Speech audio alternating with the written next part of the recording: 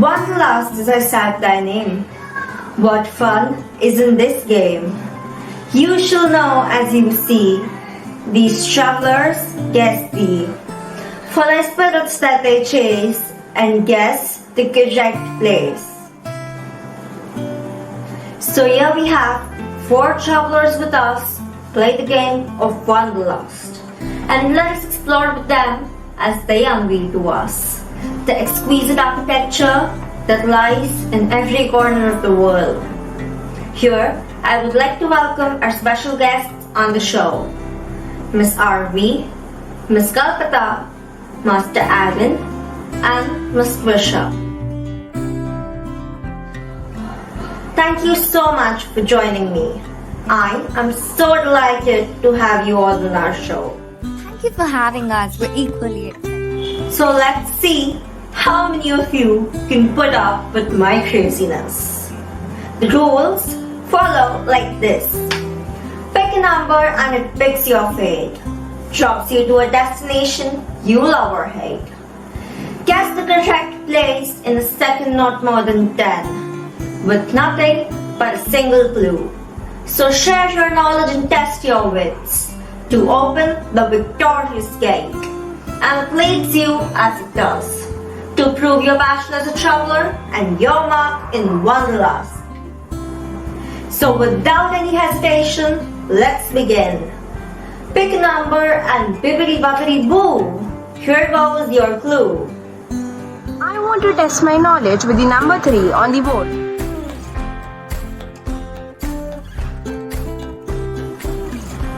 A renowned Catalan architect, Antoni Gaudí, jumped on this design project in 1883 and worked on it until his death in 1926. The cathedral remains unfinished, but its completion would make it the tallest cathedral in the world. To my knowledge, Antoni Gaudí was working on the Sagrada Familia before his death, and it is also an unfinished cathedral. So my answer is Sagrada Familia. Luck stands in your favor, just like your knowledge and the right answer. The cathedral has been given unique designs by Antoni Gaudí. It is influenced by Gothic and Art Nouveau. Its typical features are geometric motifs and strong colors.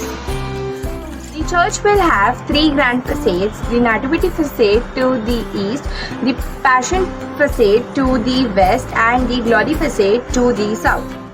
The Nativity facade was built before the work interrupted in 1935 and bears about the most of the Gaudí influence. The Passion facade is especially striking for its spare, gaunt and tormented characters, including emaciated figures of Christ being scourged at the pillar and Christ on the cross. These controversial designs are the work of Joseph Marius Brasch. The Glory facade, in which the construction began in 2002, is the largest and the most monumental of the 3. That was an amazing piece of knowledge.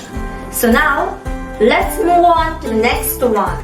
I want to go with number 16 and see what awaits me in there.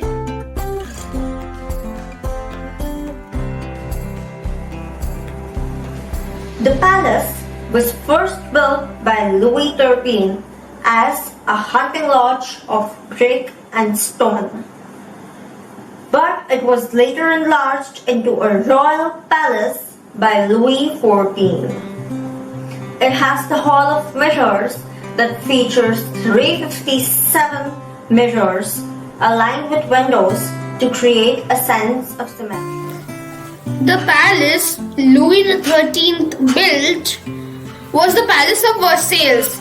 It also has the Hall of Mirrors with 357 mirrors as well. Well, this isn't just a guess, but you passed the test. So now, share your knowledge with the rest. I had been to the Palace of Versailles a few years back. The style of architecture in there is the French Baroque. Prominent features of this kind of architecture are elaborate ornate decoration, ceiling frescoes, and dramatic use of light.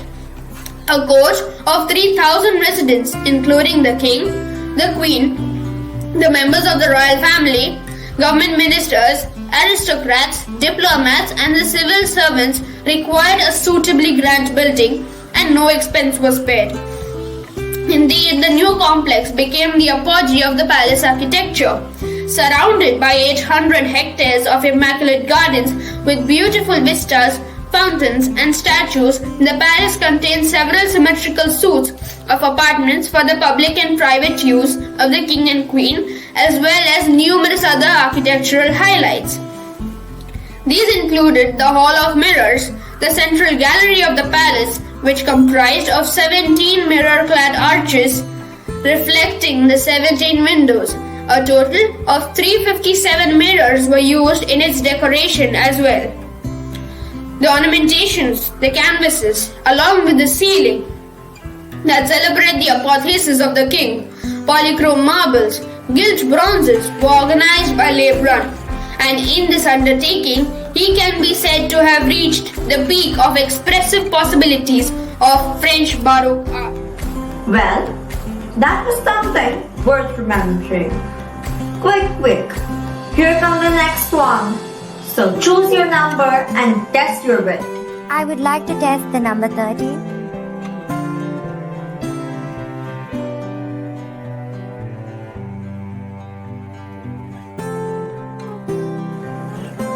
So, the cathedral was not the first structure to be erected on the site. It was believed that the ground was previously home to a Roman temple. The foundation stone of the cathedral was laid in August 1248 by Archbishop Konrad von Hochstadt. The eastern arm was completed under the direction of Master Gerhard and consecrated in 1322. If I'm not wrong, the answer has to be the Cologne Cathedral. The direction is right. So is your answer. The cathedral has a Gothic-style architecture, with its typical features being pointed arches, gargoyles, and clustered columns. It is the largest Gothic church in Northern Europe and features immense twin towers that stand 515 feet tall. The cathedral was designated a UNESCO World Heritage Site in 1996. While the enormous western facade is the largest in the world, the Cologne Cathedral has the world's third largest church interior. The design of Cologne Cathedral closely resembles that of Amiens Cathedral in terms of ground plan, style, and the width to height proportion of the central nave. The plan is in the shape of a Latin cross, as is usual with Gothic cathedrals. It has two aisles on either side, which help to support one of the highest Gothic vaults in the world. Externally, the outward thrust of the vault is taken up by French-style flying buttresses. The eastern end has a single ambulatory. The second aisle leads into a chevet of 7 radiating chapels. Internally, the medieval choir is more varied and less mechanical in its details than the 19th century building. Thank you, Kalpata. That was brilliant. So now, moving on to the last and final one. I want to choose number 5. So excited are we? Great. Then let's see what's in here. Located in Germany, the castle is 19th century romantic eclecticism palace on a rugged hill above the village of Hohenschwangau near Fusan in southwest Bavaria. The palace was commissioned by King Ludwig II of Bavaria as a retreat and in honor of Richard Wagner. I should be right, but I'm not so sure. It should be Neuschwanstein Castle. So there you go with the correct answer, even after saying you were unsure.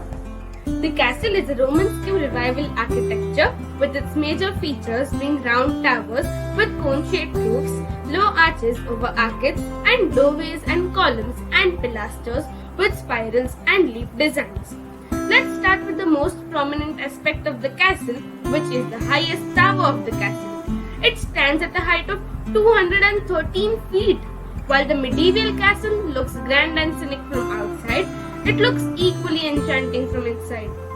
Nuashivan Stand Castle's interior is well equipped with a state-of-art facility and latest technology from the 19th century. Talk about the advanced interiors of the castle, and you have advanced air heating system and toilets on every floor with automatic flush. The water source of the castle is believed to be the spring located 200 meters above the castle in the mountains. All the fascinating towers, turrets, frescoes and throng halls make Nuashivan Stand a fascinating piece of beauty. The castle was completed until 1892, but Ludwig died mysteriously in 1886 and couldn't see the castle's final towers completed. Only after the death of the king, the castle was opened to the public. Thank you so much for joining us today. It was an amazing experience to have you all with us. To conclude, I would like to say a few lines. The world's an inn, and I her guest. I eat, I drink, I take my rest.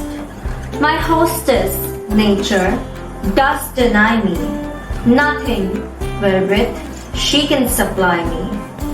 For having stayed a while, I pay her lavish bills and go my way.